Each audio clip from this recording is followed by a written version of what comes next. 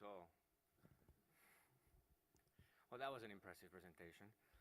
Now, I hope it's going to be as interesting as presented. Here, got my technology. So, good afternoon, ladies and gentlemen. As presented, my name is Michele Lombardi, and I'm the IVECO Vice President in the APAC region. We are a CNH industrial company and are best known as a leading manufacturer of commercial vehicles and vans. CNH Industrial is one of the top four capital goods players worldwide, with all its operational companies ranking the top tier in their respective industries. It's a well-balanced distribution of revenues, plants, and R&D centers across all the world regions, making it a truly global company that prides itself on innovation. We work extremely hard and hopefully do a good job at it. Only last month, our IVECO Magelis was named International Coach of the Year 2016 by senior journalists from 22 of Europe's leading bus and coach industry publications. As an organization, we are very aware of the challenges faced by our industry, both now and in the future. We are also proud of our ongoing commitment in addressing these challenges. People's mobility must be addressed in a safe and sustainable way. Vehicles must use the best technology to meet the need, the efficiency, and they must remain smart, comfortable, and dynamic. But I'm not really here to talk to you about IVECO. What I'd most like to discuss today are those challenges that are having a significant impact on our industry. So, to my mind, there are 4 key areas that our industry must address if it has to face up to the future with confidence and social responsibility.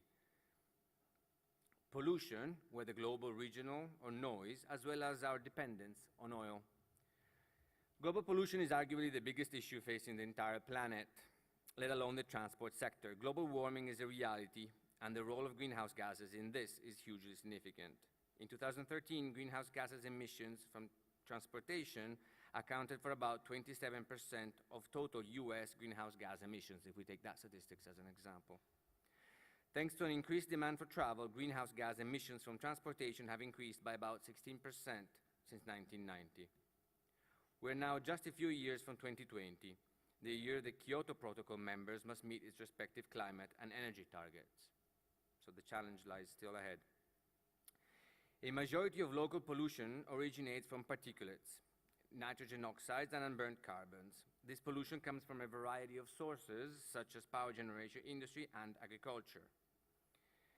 Certainly, transportation is one of them. Emissions reductions have been regulated in Europe since 1990, but our industry's contribution is something that we must all acknowledge. For anyone that lives in a major city, they will need no reminding how irritating noise pollution can be. This is a global problem as well. My job involves a fair amount of travel, and I can assure you one of the constant and major issues I have every day, like you guys, is the noise pollution during the meetings and in the hotels. So we should be aware of that. And for residents, this is even more frustrating in the big cities. I live in Bangkok. Bangkok, it's crazy, the noise that we have. So we have to be and remain very focused in improving the noise pollution, which can cause hearing losses and affect sleep and stress. Oil dependence affects all of us in many different ways. Although it was once feared the world would run out of oil, most observers do not feel this is the case anymore, and then who really knows. But we need to work harder and dig deeper for oil. It makes it more expensive and becomes a major economic issue. With demand of oil increasing as it is, this is even more an issue, and renewable energy becomes more and more important. I think you will all agree these are the major challenges we should address. To try and do so, we will take a concerted effort. Part of this will concern the current and future fuel technology used in transport. These fall into 5 broad categories, starting with the more traditional methods you see on the top. On the slide, you can see the different fuel technologies get lighter as you move down the table. The lighter they are, the better the impact on the environment. As I just mentioned, we are unlikely to run out of fossil fuels, but price is a problem, and in Europe, there is incredible pressure to meet the 2020 legislation. There have been some technological improvements which have helped with the emissions, but as you can see from the slide, these improvements are limited with what regards CO2 emissions. So while the industry will continue to use fossil fuels, we must look harder for other sources and methods of fueling public transportation. Biofuels are one of the most talked about methods. These consist of biodiesel and biomethane. Biodiesel is a clean-burning renewable fuel made using oils and fats from natural origins. The first generation converted vegetable oils into fatty acid methyl esters known as FAME. We are now in the third generation of biodiesel, which uses algae. This is rich in potential because algae grows naturally all over the world and can be grown in massive, almost limitless amounts. Biomethane, a natural occurring gas, is undoubtedly one of the renewable energies sources with the most promising credentials in terms of reducing greenhouse gas emissions. The impact of biomethane can be seen clearly here. It offers CO2 emissions reduction of 80% compared to diesel, with natural gas trailing anyway at 10% better than diesel. In fact, CNG, or compressed natural gas, is something that we have always supported and would never stop believing in. Since 1996, many of our vehicles are sold as natural gas vehicles. IVECO CNG commercial vehicles are also capable of using biomethane. If we move to hybrid technology is a technology that combines a conventional internal combustion engine with an electric motor using energy storage devices, battery or capacitors. It is something you're certainly fairly familiar with. It falls broadly into two types, serial hybrid and parallel hybrid. Parallel hybrid systems have both an internal combustion engine, ICE, and an electric motor coupled, while in serial hybrid systems, only the electrical motor directly turns the wheels. Rather than operating together, the electric motor supplies the energy to drive the vehicle instead of a standard engine. For IVECO, this is a more interesting and effective approach. Buses with this technology have already demonstrated an impressive impact on CO2 emissions and also play a major role in reducing noise pollution. In fact, these vehicles are completely silent at bus stops with arrive and go systems. So for busy urban contexts, it can be especially effective. Electric buses are zero-emission vehicles, so obviously factor very highly when addressing the issues I outlined earlier. There are three main families with this technology. Trolley buses have no batteries and are continually charging via the overhead cables. It is not a new technology by any means and requires structure, overhead cabling, and significant planning. This makes them fairly unsuited to many modern cities. I don't see them too often nowadays. But trolley buses have been developed and improved significantly.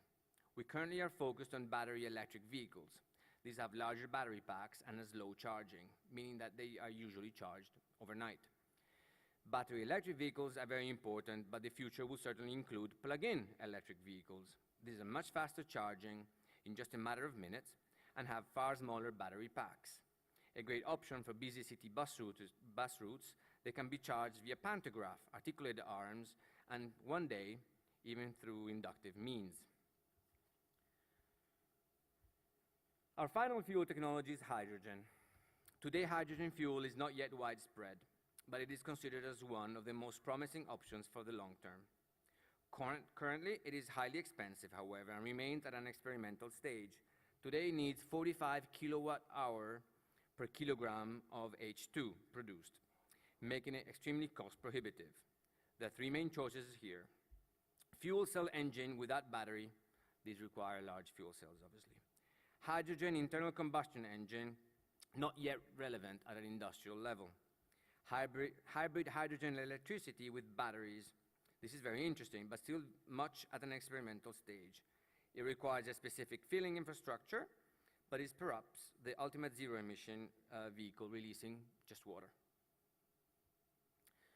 However, we must bear in our minds that the focus must not only be on traction. Traction is responsible for 57% of bus energy consumption. But there are also other factors that are important and need to be improved. Some of these can be referred to as ancillaries, such as air compressors and alternators. We should not forget, though, additional items whose improvement contributes to the impact on current and future trends. Some examples are the downsizing of the engine, increasing the passenger capacity, as well implementing the BRT systems of the bus rapid transit, helping reaching a better level of sustainability.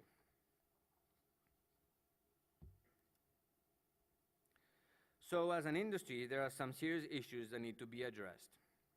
But the good news is that there are some interesting ways of addressing them. IVECO's own Euro 6 engine technology reduces emissions from diesel considerably. When using natural gas, there is mature and available technology on buses that ensures very low particulates emissions, zero basically CO2 emissions when deployed with biomethane.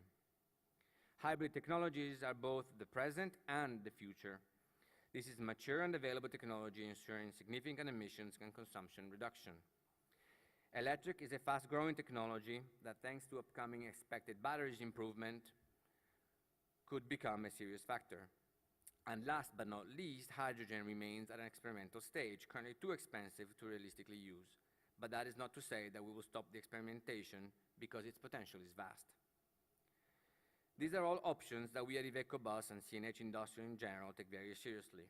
And you can see on the slide behind me how our fleet of passenger vehicles are using these technologies already today that I have just outlined to you.